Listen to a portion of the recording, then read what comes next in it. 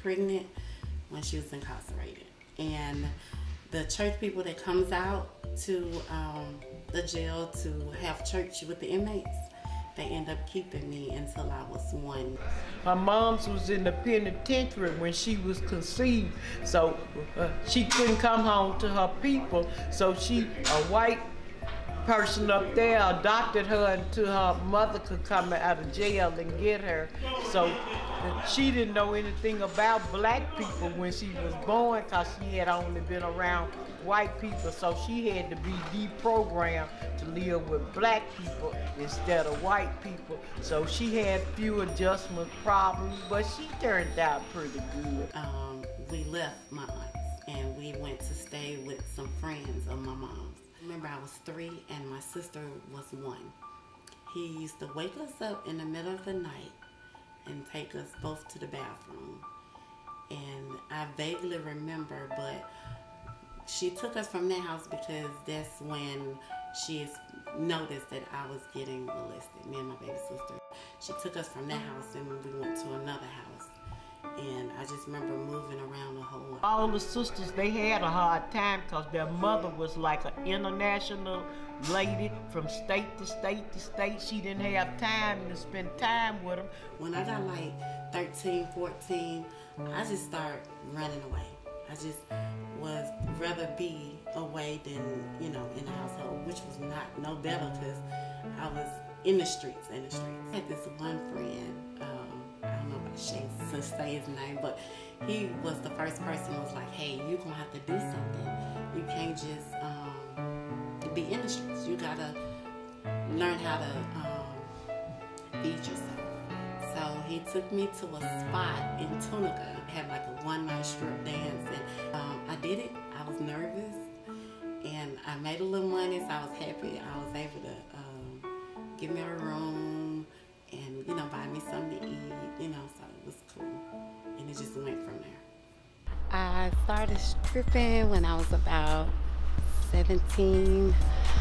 It was like a way of life. It was so I could make money, so I can provide for myself.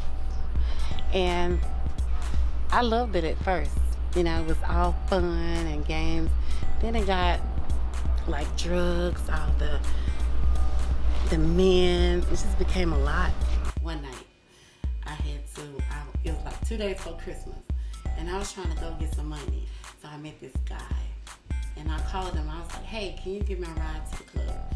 And he was like, okay, cool.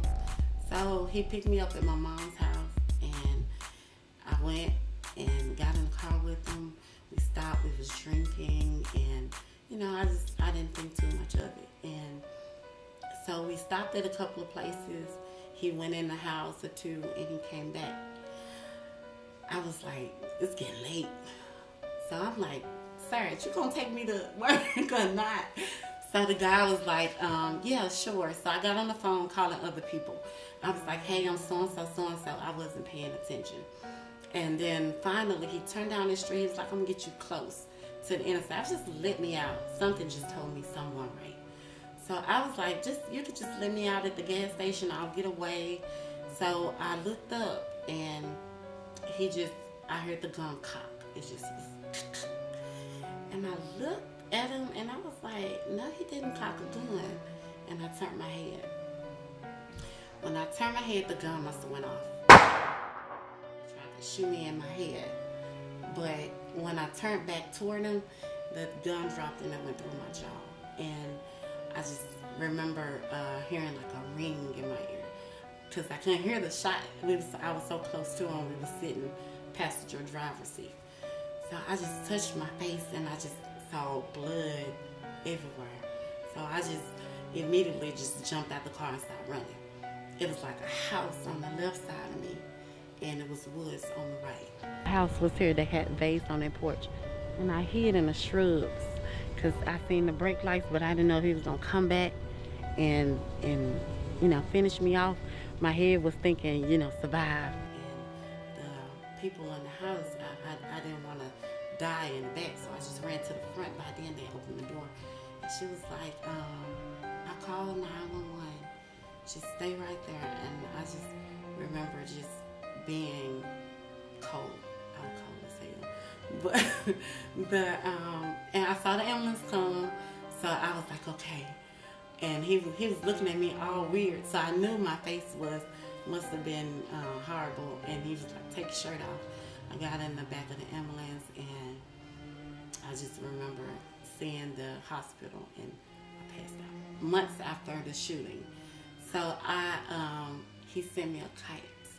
A kite is a letter, and in the letter it stated that he was sorry, and I think that he thought I was trying to rob him. By me being on the phone, I don't know if he was high. I don't know if it was a gang initiation. I still to this day have no clue on why he tried to kill me. I can only speculate. I still don't have facts. I would like facts. I would, but you just try to bury, stuff like that. Looking back, it's a lot of horror stories. It's a lot of things that went on that I wish I could change, but it gave me my life lessons. But I just want to tell the girls that's going through right now that, you got to keep your head up, and you just got to have faith. I had my babies. It was like each baby came with more responsibility, and I chose. Sometimes you got to choose between yourself, money, or your babies, and I chose them. I love my kids. They made me who I am.